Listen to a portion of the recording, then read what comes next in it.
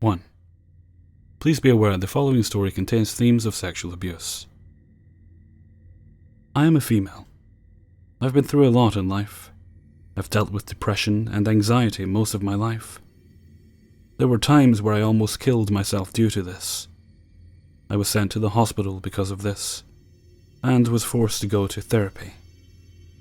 I cut myself a lot, to the point where all I'd see on my legs is blood. This is only after what happened. I had a great childhood. My parents are everything you can ask for. Even though we didn't have a lot of money, we managed to live happy and healthy. They would do anything for me, and I'm sure they'd even die for me. There were plenty of kids to play with and so much to do.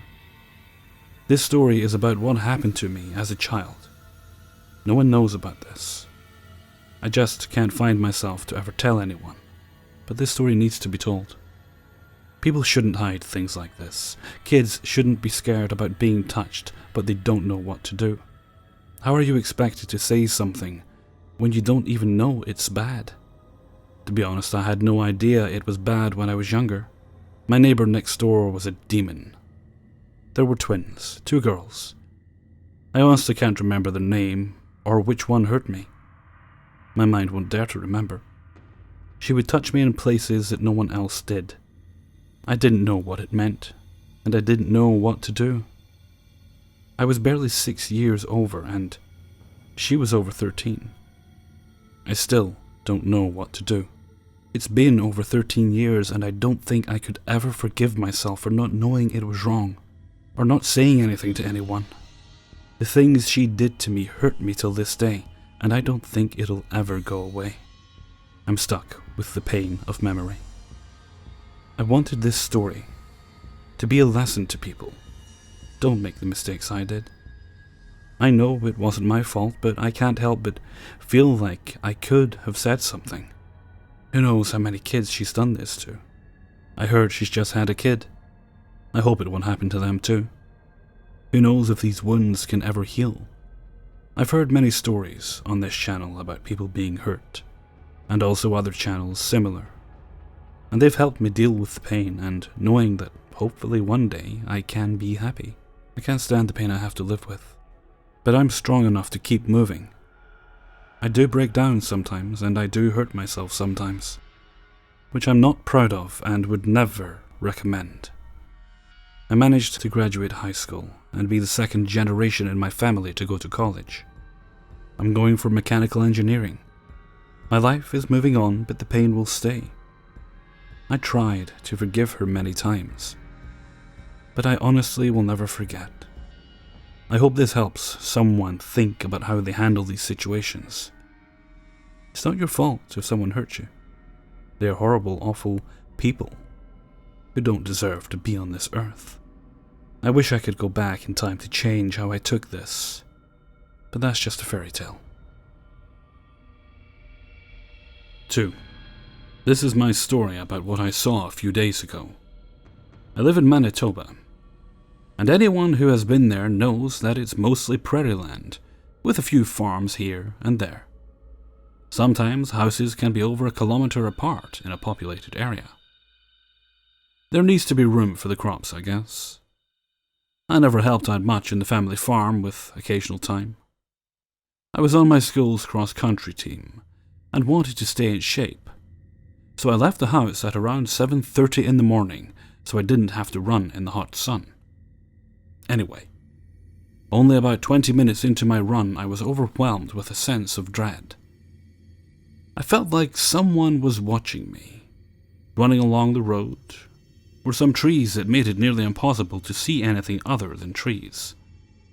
I was used to running down this road and knew it like the back of my hand. I heard a distant gunshot. I stopped in my tracks and listened for anything else. I wasn't scared, but slightly startled by the noise. It sounded close. A man began to emerge from the tree line with a hunting rifle over his shoulder. This on its own wouldn't scare me, as it wasn't uncommon to see people with guns in the prairie, shooting gophers or other animals like deer. But this one in particular caught me off guard. My heart sunk as I realized he wasn't wearing any clothes. He made eye contact with me for what felt like a lifetime. The only things I remembered about him were white, old, naked, bald, not my height, I'm 6'2". I sprinted into a nearby cornfield, just through the trees that had paths that led to the highway. I did not look back while running. Once getting back to my house, I told my parents what had happened, and we reported it to the police. What's almost scarier than seeing that random man is that I know he isn't the resident of the property he was on. I'm just glad he didn't make me do some things against my will. So, naked gun guy, let's not meet ever again. 3. Hello, I'm 13 years old, and a huge fan of YouTube horror narrations. I do a bit as well. The reason I say this is because I'm extremely cautious around people, because I listen to said stories. Granted, I never thought this would happen. I was in Walmart with my grandpa about a year ago, and I was walking around the tech aisle when I heard a man say, "Hey, kid, you like computers?" His voice was gravelly and shaky, not at all a trustworthy voice. "Yeah," I replied, trying my best not to show my discomfort, but my voice betrayed me. "Don't be scared. I only want to talk to you." He reached out and grabbed me and started pulling me towards the exit doors. I started screaming, "Help me, please!" But they assumed I was a bratty preteen. "Look, you little fuck. Scream again. I'll stab you. You got it?" So desperate times call for drastic measures. I bit the fucker on the ear. He screamed in pain and fell to the ground. He got up and ran a few seconds later, pushing by people like a madman. I'm in therapy due to the fact that I was obviously traumatized by the experience. To everyone out there, please be careful when shopping late at night. I carry my pocket knife everywhere now. Be safe, please. And a creepy dude who now has one earlobe. Let's never ever meet again. It'll be the last time. 4.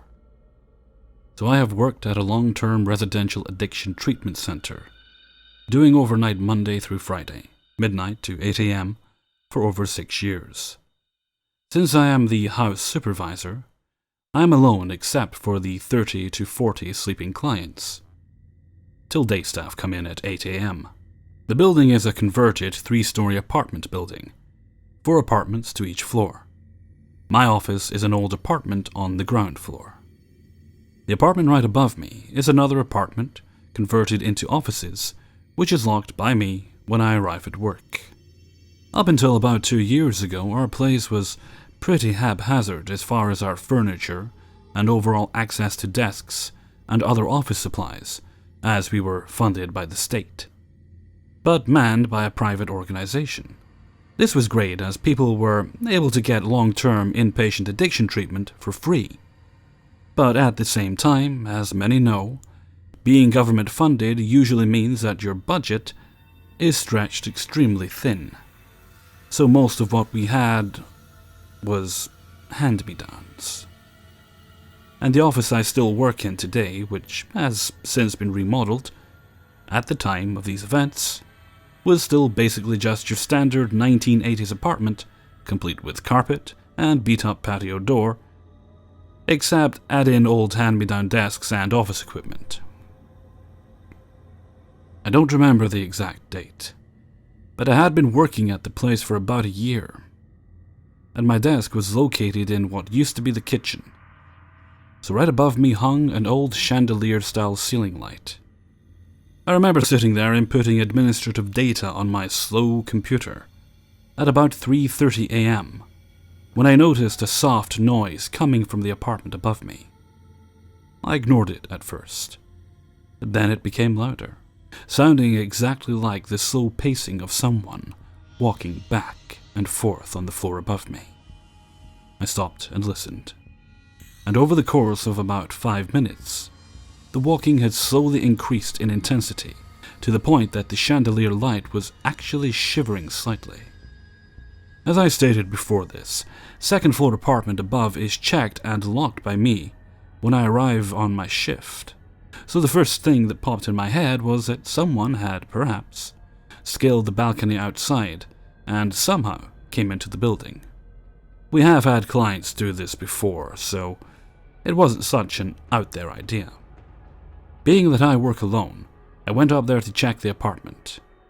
I worked many years in corrections law enforcement and martial arts before I came to my current job. That being said, I am pretty comfortable when stepping into an unknown situation. So, anyways, I locked up my office and went up to the second floor. Checked the floor above the apartment where I heard the footsteps through the ceiling below, and the door was still locked. I stood there for a few minutes, in the event that if a client or whoever else was possibly in there may have heard me come upstairs and stopped moving around. But after about 5 or so minutes, I didn't hear anything. I unlocked the deadbolt on the door and shined my flashlight into the office apartment. All the lights were off, and I glanced over at the second floor patio sliding door. It was shut, blinds pulled as I had done myself several hours before. And I could see on the handle that it was still locked. I walked over to the door and checked it, and it was indeed locked.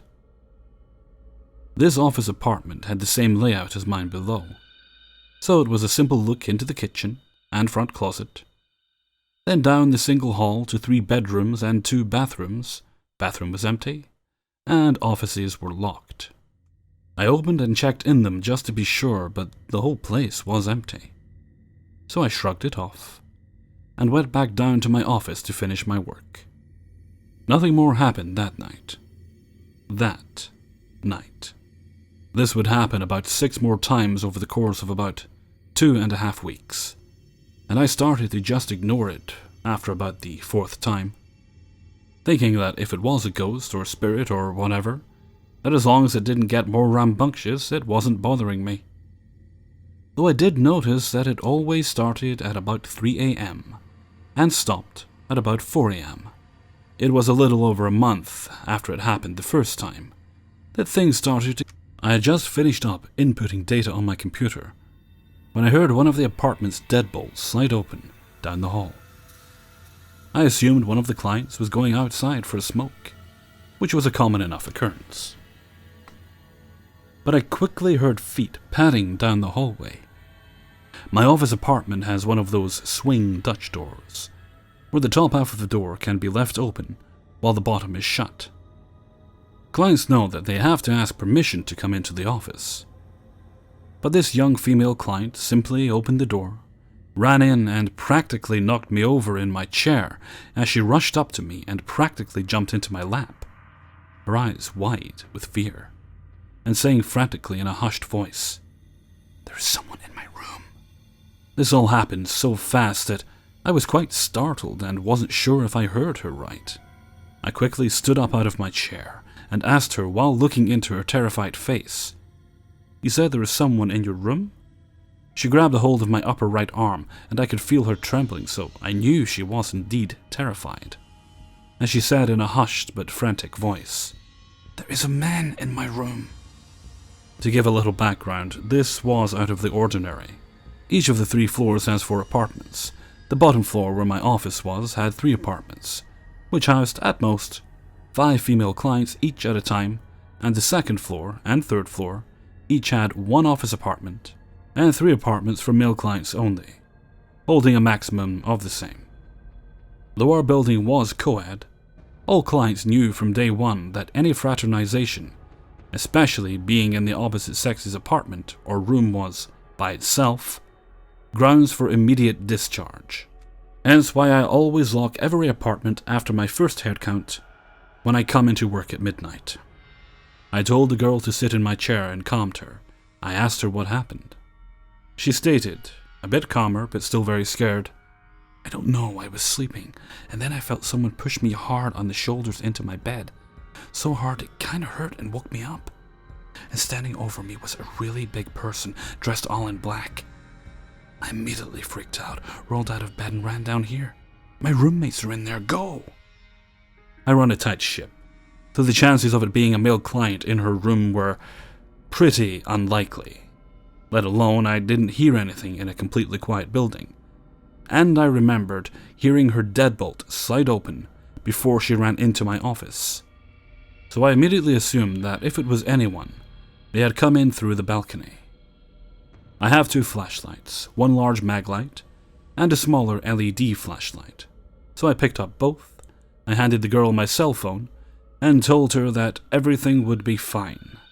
That it was probably a male client, and that I would take care of the issue right this moment.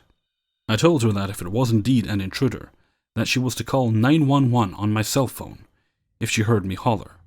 She said she understood. I told her to wait in my office, and I made my way down the short hall to her apartment. I had the mag light in my right hand, up and resting on my shoulder, in a cocked and ready positioning in the same way I was trained to use my baton in the past, and held the LED flashlight with my hand. I slowly pushed the door open to her apartment. Only the light above the stove was on, and I didn't hear anyone moving around. I kept the LED in my left hand shining in front of me, and could see that her room at the end of the hall, on the left, was open. I figured I could get whoever was in there, in the eyes with the LED if they came at me, and then sock them with the mag light if I needed to. I slowly made my way down to her room, first looking into the kitchen and the bathroom. I passed on my way down the hallway, and spied the corner looking in. Bed, blankets, closet was open. But even though there were clothes hanging in it, even the girl who lived in this room wasn't small enough to hide within them, let alone a man. I looked under the bed. No one. I checked the other 2 bedrooms, one was empty. And the master bedroom, with a bathroom, the occupant was still fast asleep. And I found no one within. I quickly made a search of the rest of the apartment, checking the cupboards and what have you, but found nothing. When I walked up to the patio door to check it, it was locked.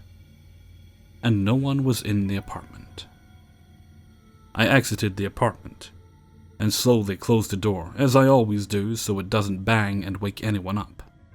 I haven't even taken one step when I heard the deadbolt on the door creak into its locked position.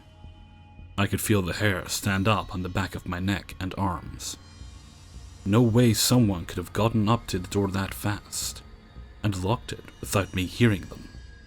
I don't have superhuman hearing, but this old building is creaky. No way. I turned around and took out my keys, and the deadbolt was indeed locked. I snapped it open and quickly opened the door, but no one. I briefly looked through the apartment again, but as before, there was no one. I walked back down to the office and calmed the young client down and told her that I had checked it top to bottom twice and didn't see anyone, and everything was still locked tight.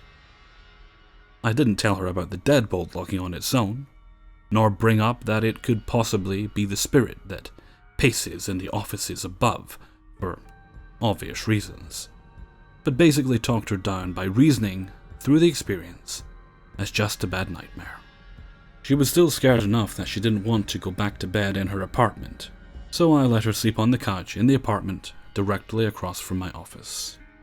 Nothing more happened that night.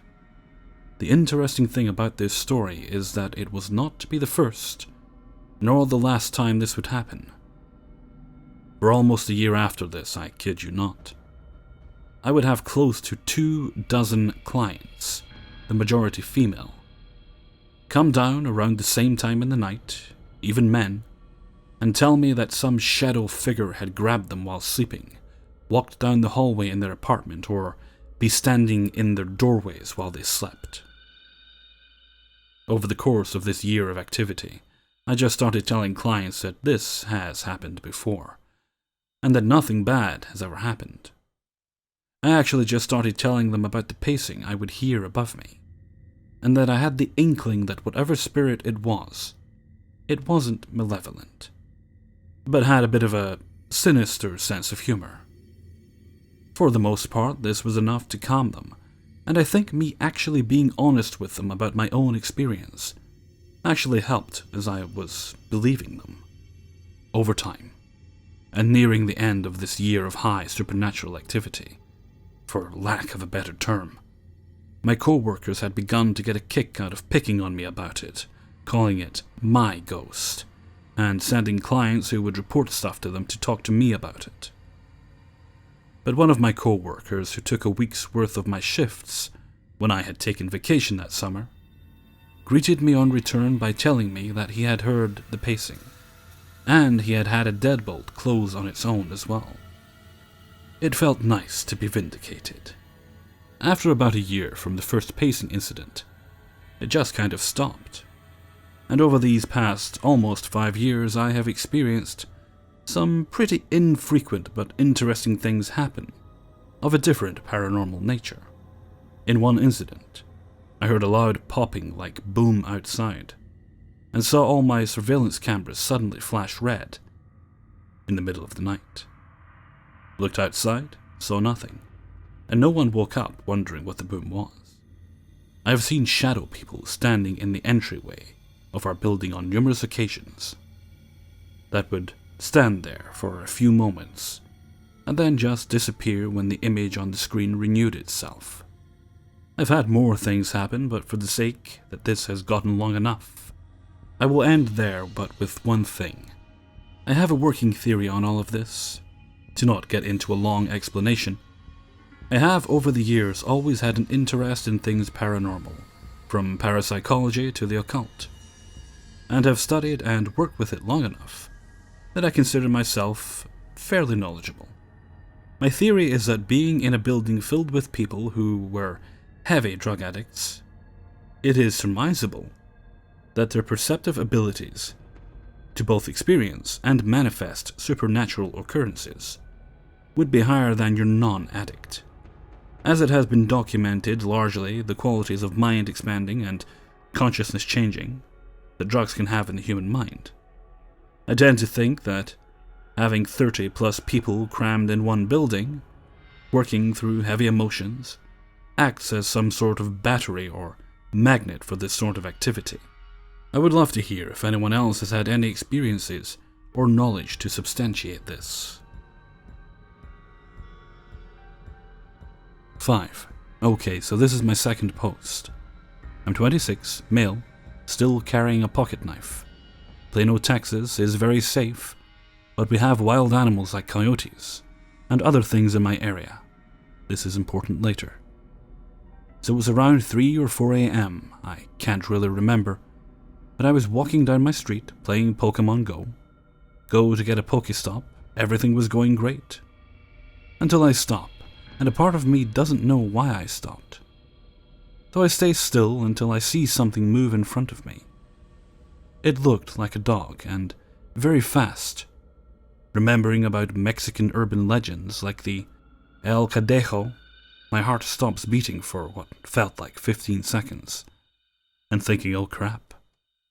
But then it's running away, and I see that it's a coyote, and it quickly runs across from me down the street. I'm still standing there until it's out of sight. I can't stop thinking, this is the last time I played the game at night. And I'm glad this was a case of mistaken identity. Hey everyone, Hellfreezer here, and thank you very much for listening to True Scary Subscriber Stories, Episode 8. I think what I'm going to start doing with these videos is I'll take the TIFU type stories and the glitch type stories, and I'm just going to put them in the specific type of videos for them. Rather than just, I do like to keep my subscriber stories together, but it would mean to keep doing it like this, I'd have to start a new series, and I don't want to do that again. Not that I object to starting a new series, but I've already restarted the subscriber ones once, and I don't want to do that again specifically, so I'm going to start filtering them out and putting them separately. Okay, before I go, I just want to say massive thank yous to everyone who has allowed me to use their stories. So with that, I'm going to head off because there's much to do tonight. So until next time, thank you very much for listening, and take very good care of yourselves.